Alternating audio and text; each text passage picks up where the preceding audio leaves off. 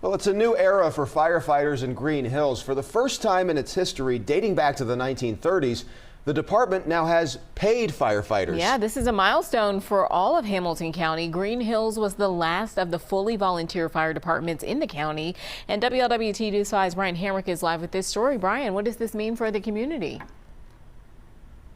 Ashley, Green Hills was created by Eleanor Roosevelt in 1938, and that's when they established the fire department here.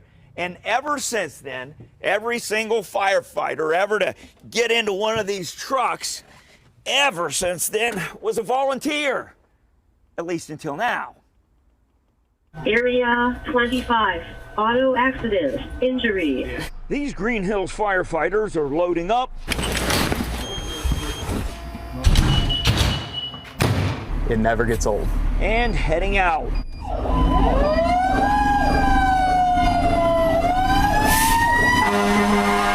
There's always that little spark of adrenaline.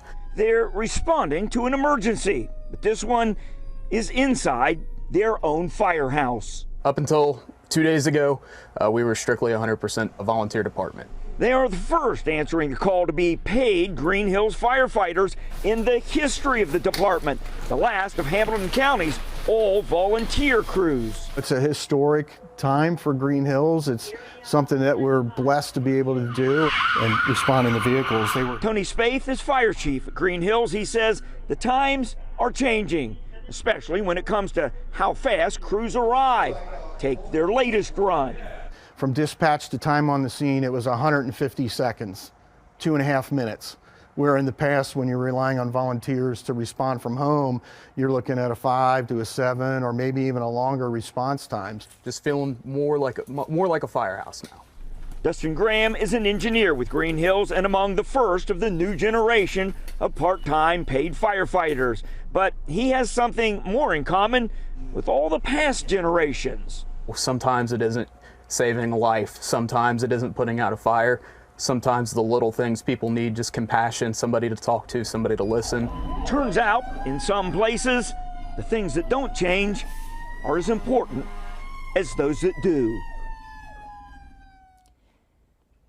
Yeah, so the dedication certainly hasn't changed. Now, here's why these part-time firefighters are so much faster is because they just are already at the station. They don't have to respond to home like the volunteers do, then come here, get in the apparatus, and then go. So that makes a huge difference, and as you saw today, could make a matter of minutes. Reporting live, Brian Hamrick, WLWT News 5. Yeah, Brian, civic clubs and other organizations are also seeing the same kinds of problems getting volunteers. It's especially difficult for the fire departments, right? Yeah, you think about the fire departments, they have to have special training. You have to have like 280 hours of training to be a firefighter, and then to be an EMT, another 180 or so on top of that. So it's very difficult. It's a lot of time, and it's just hard to find people to make that kind of commitment as a volunteer. Ashley? All right, Brian Hamrick reporting live for us tonight. Thanks so much, Brian. Well, the youngest